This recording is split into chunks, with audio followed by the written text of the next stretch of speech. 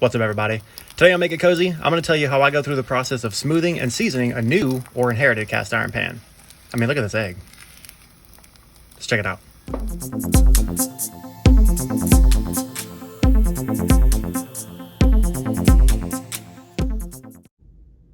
All right, so let's go ahead and jump right in this. I got the pan, right? It's like, if you look at the grid, it's about 5 inches by 5 inches. So it's a little baby, right? It's tiny. But let's just move past the size, all right? It's not the size that matters. It's what you do with it, right? So if you can do it with this one, you can do it with a big one. This is what I'm gonna do. I got the apparatus. It's a grinding disc. It's like a 4-inch disc or something like that. I might still have the thing in my bag. I do. Avanti Pro quick strip disc, 4 inches. Hooray, clunk. Well, this is how I'm going to go about doing this, right? So there's a lot of bumpiness going on in this guy right here, right? You can see it's like kind of rusty, a little bit grody, and it's not gonna make a very good surface for your cooking, right? If it's very bumpy. What you don't want to do is have a lot of surface area. You don't want a lot of surface area because that's just places for proteins to get trapped. And if proteins get trapped, they're going to stick, especially if you have a cold pan. So one thing you could do, you could just season this straight up, right? You could just season a cast iron pan, throw some oil on it. You don't want anything that's going to burn. So nothing like olive oil, nothing like avocado oil. You want to go something with a high smoke point, like peanut, canola, rice bran oil. I think it's rice bran oil. That's the one that's like the bomb diggity. Don't use flax. Flax oil, I was a true believer. I was like, flax oil has the biggest smoke point or whatever. It's the best thing since sliced bread in terms of cast iron pans because everybody slices their bread in a cast iron pan. And I was doing it. And then I kept getting like flakes and stuff. And you know what? Kenji Lopez, man, he knows what's up because he said this is BS. It looks good. It makes for a very good cover shot. So like if you're doing this for a food blog or whatever, by all means, have your dressed up, awesome cast iron ready for posing with flax oil, if that's what you want to season it with. But don't use flax oil for ones you're going to cook with on the regular. All right, let's just say that. So I'm going to grind it up. I'm going to get all these surfaces smooth, and I'm going to hit you back up whenever I get that done. All right, I'm just going to grind it. That's all it is. We're just bumping and grinding, and it's kind of boring. You don't want to see me do that, so we're just going to move past it. So I've been hitting it with a little disc for maybe like 10, 15 minutes or so. And you can see that it's smoothed out. It's obviously shiny, like a silvery, and we're getting stuff off here, but still got a lot of divots. So we're going to keep working it for a little bit. Then we're going to switch over to some sandpaper to start smoothing it out a little bit better. Starting to get there. It's looking pretty good so far, but you know, could be a little bit better. But it's like night and day difference. You can already see like some of the high spots that are around here, like around this, not the edge, because the edge corner bit, it's that might be close to as good as we're gonna get, actually, to be honest. But I mean, you're not like sauteing in a cast iron, you know, you're not moving stuff constantly. You're searing, you're flipping a steak, fish, scallops, something like that, right? So take it for what it's worth. But you can see like this little area right here. This is probably the smoothest bit we've got here, and like right here, starting to get there. I don't know what happened here. They must have dropped like a cannonball in there or something because it's like divoted. But this is how it used to be. It used to be like back in the day whenever they would make when they would cast your cast iron pan, hence the name. I don't know if it was Lodge or if it was just like Wagner or whoever one of the pioneers for cast iron skillets were. They would like machine it almost themselves so that it would be very smooth and it wouldn't be so craggy like it was, you know, previously in the video. So of course, due to cost, time, people, wages, all this kind of stuff, you know, things change, times change. So they said, hey, we're going to send this to you pre-seasoned. Here you go, figure it out, you know, season is necessary. Just keep cooking pig fat or whatever. And people seem to be okay with it, but yeah, here we go. We're getting there. Here we go. So I just went over this with a little bit of sandpaper towards the end. I hit it up with the 80 grit, followed by 120 grit, followed by 220 grit. And then I said, you know what, that's good enough. Like I said, this isn't like a Bridgeport, you know what I mean? Like if I had a machining thing, I'd just the whole way through and it'd be smooth as hell. But I mean, this is good enough. Look at this. you can see the reflections. It's looking a lot better. And you know what? For what it's worth, I'm pretty happy with this. So check this out. Next step is to season, right? Because what you want to do is get all the loose grit and stuff off of here. So I ran it through the soapy car wash. Not really. AKA my sink. And I just wanted to get all the extra little bits up. I got in it with a bristle brush. I didn't go crazy with it, you know what I mean? So make sure you dry it thoroughly. And you want to do this immediately, right? You don't want to wait the next day because some of the water molecules, the little microscopic pieces and stuff like that, they could get stuck up in there and they're going to cause rust. And you don't want to be eating rust. That's nasty. So let's go ahead and crank this up. And we want to go full blast on this. Even though it's a little baby pan, I want to get the whole surface and I want to get it hot. The other thing you want to do is bust out your hood. Best case scenario, what you want to do is get the propane burner and do this outside because it's going to be smoky all get out. So everybody's going to get out. Nobody's here except me and my cat. She's chilling. She's waiting for the, the brisket to be done. And then afterwards, we're going to sear up a tiny brisket for my cat. Not really. That's not going to happen. If you were here for the tiny brisket cat video, then I'm sorry, but you're going to have to... All right, anyways, that's enough. That's enough goofing around. This is going to do two things. One, it's obviously going to heat it up. But two, it's going to evaporate all that water.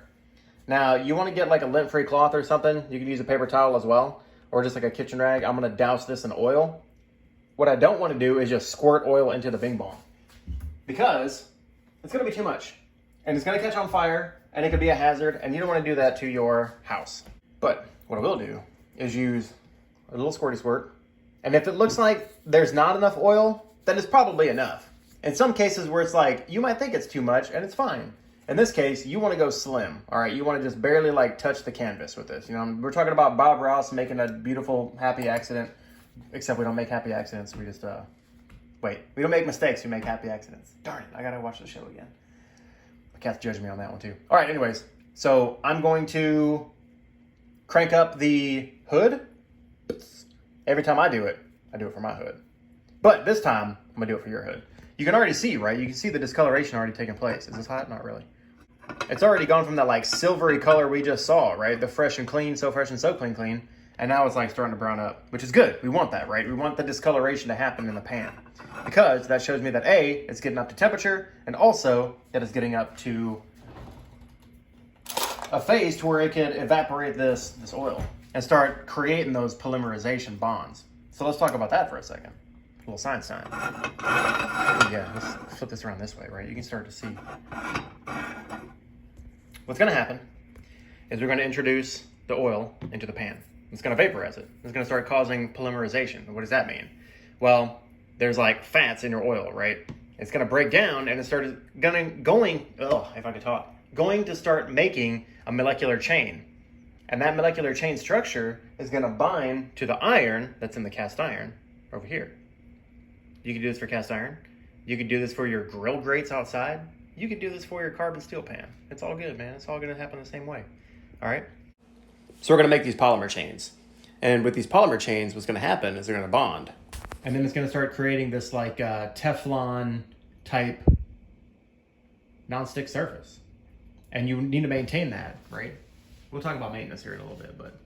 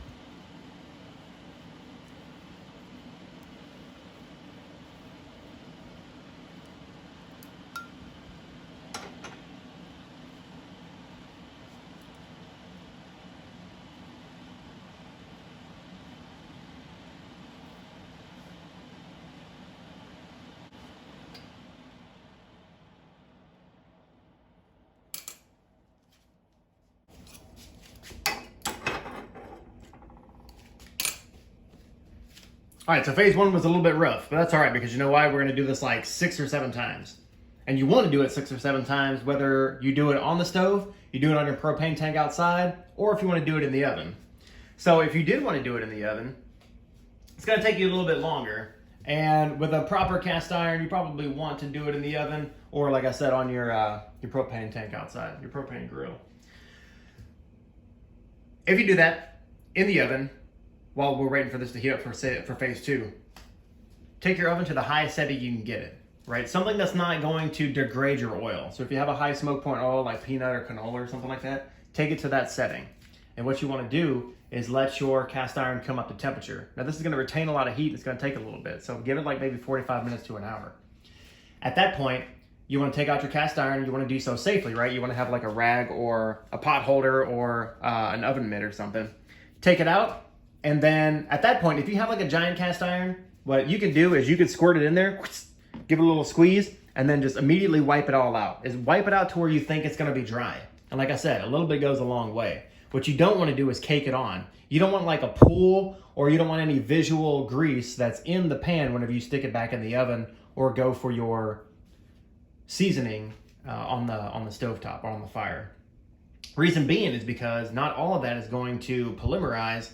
And in fact, it could degrade and burn, for lack of a better phrase, in which case it's going to get sticky. So a lot of folks, they say like, why is my cast iron sticky? Well, if you are using it, it's probably because you're not cleaning it properly. If you're seasoning it, it's probably because you use too much oil. Alrighty? After you put your oil in, you wipe it out. You can put it back in and put it down face down. So like, if it's on this is the oven like this, right? You put it down like this. That'll work, right? There shouldn't be a lot. It shouldn't be dripping though, is the point that I'm trying to make. Once you stick it back in the oven and you put it upside down, let it go for about an hour, hour and a half, and then turn your oven off after the timer goes off. You want the cast iron skillet to come down in temperature, and you want to do so naturally. So start another timer for maybe an hour and a half, 2 hours. Let it come down and then bring it right back up. You can leave the pan in, bring it up to that temperature that you did for phase 1, and then rinse and repeat. All right, that's the process. So I'm gonna go ahead and knock this out. I'm gonna give it maybe like 6 coats and we'll skip to the rest, all right?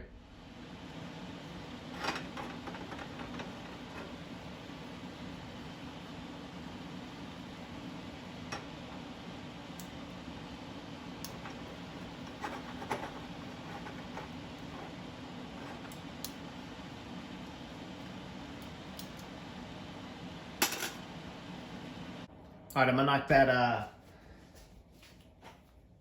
the hood off just for a little second because you can see like, well, I mean, it's not very smoky. Even under the light, you could probably see it shimmering or whatever around, but I don't think smoke shimmers, but you get the idea. Anyways, I still got this guy heating up and it looks darker. Obviously it should, right? So that's a good thing. I seasoned around the rim right here, obviously the cooking surface, and then under the bottom a little bit too every now and then, just to get a little extra reinforcement for the entire cooking surface, even the part that's getting, under the fire. So one thing you want to notice is that, everybody is got their own thing going down. I'm not perfect, and it shows right here and this streak right there. That is where the oil, I think this was from, I had put the oil in too much and just let it sit in one spot. So this is where it starts to degrade as opposed to polymerizing. So, I mean, it is what it is. It happens. And if it does happen, don't panic. All right. Everybody's human. I'm human. I'm just trying to show you how I do it. In hindsight, it makes for good footage because now you can see the mistakes that, if you see this, you're going to be like, oh no, I got to start over. I have to redo my seasoning. And it's like, no, you don't really have to. You can just kind of, play it by ear, man. It's all good. All right. So I seasoned this thing 7 times. And in the time it took me for this tiny pan, it was maybe like, I don't know, 10 minutes. Like maybe you can get it down to like a minute per season, and that's cool. But my hood was working overtime. I wanted to make sure that all the smoke had dissipated before I started another season. That way I knew, just for, all intents and purposes. So yeah, so I think at this point it probably would be good to like kind of put the proof to practice. And that way, I think the best way to do that is to get an egg. Cook an egg, right? Like I'll find my kiddo, she loves eggies, and we can cook an egg together. That way I can show you that cooking an egg in a cast iron skillet that's properly seasoned is absolutely doable. So let's go ahead and do that right now. Okay, are you ready to check your egg? Yeah. All right. Ooh, it's pulling away. Oops, let's get that. It's pulling away pretty good. I think we're almost ready to flip, huh? Yeah. Okay, let's see if Daddy can do this one-handed. Okay, be careful, it might splatter, all right? Thanks, kiddo. Ooh, I need like a real spatula, not like a clunk. Hey, hey-o. And that was a scrambled egg too. So that's really good. Daddy. Thanks, kiddo. You did. Yes, and it looks delicious. Eat it all. You want to eat it all? All right, let's eat it all. Hold on, let's get you a little plate. Yeah. Okay. Can you get your bunny plate ready? Yeah. Can you put it down by the stove? All right, here we go. You ready? This is for all the marbles. Yay! Okay. Make sure you hold it straight. Woo! Look at that. Yummy eggy with bunnies Yeah. and a clean skillet. Yummy. Yeah, baby. I'm so excited for you. Are you excited? Yeah. Me too. All right, so you just cooked something on your cast iron and you're wondering, how do I clean it, dude? That's easy. Go ahead and do whatever you need to do first while your pan cools down a little bit. You don't have to like wait too long because you don't want it to cool to room temperature. So let your water come up and let it get hot. So that's why I'm saying like start doing some other dishes first, and then that way you're not like just wasting water. I have this little scrubby brush. It's a hard bristle. I only use this for cast iron and I only use this for carbon steel. So just scrub it like this and that should get a lot of the good bits off. As I tell you not to waste water, I'm sitting here explaining this while I'm wearing my water. Anyways. Now, oh no, water and metal don't mix. What am I gonna do? Shut up, microwave. Well, just throw it back on the fire, baby. That's what's up. Boom. Get the fire rolling. Get it rolling. And then, while protecting yourself, keep your oil handy because you're gonna need it, right? Get a lot of the big bubbles off. Just dry it up. Make sure it's nice and dry. And then, boom, make some sparks. That was cool. Now all you gotta do is just heat it up. All right, so you wanna just keep this up and you wanna just keep on building, keep on using your cast iron. Here's another problem that people do probably more often than they realize, and that is not cooking with cast iron after you've seasoned it. Now you've got your season, it looks great, you made something that wasn't sticky, and it wasn't tomato sauce, right? You don't wanna make like a pasta sauce in your cast iron. That's just the acid is gonna degrade your season, which isn't good. Acid eats away metal. Now you're like, okay, what do I do about my season, right? I've used it, this is great. Just keep using it, right? Make breakfast, make a steak.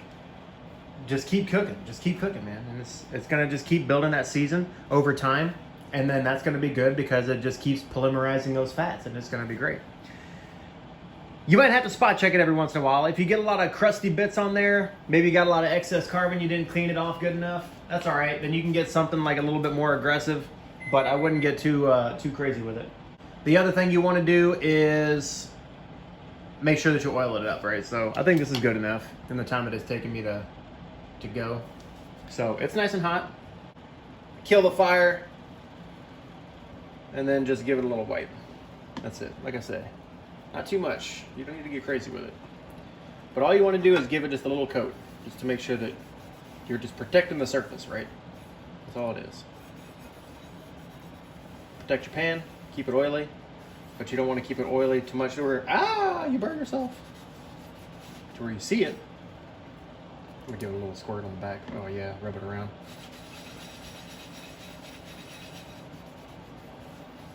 All right, and that's it.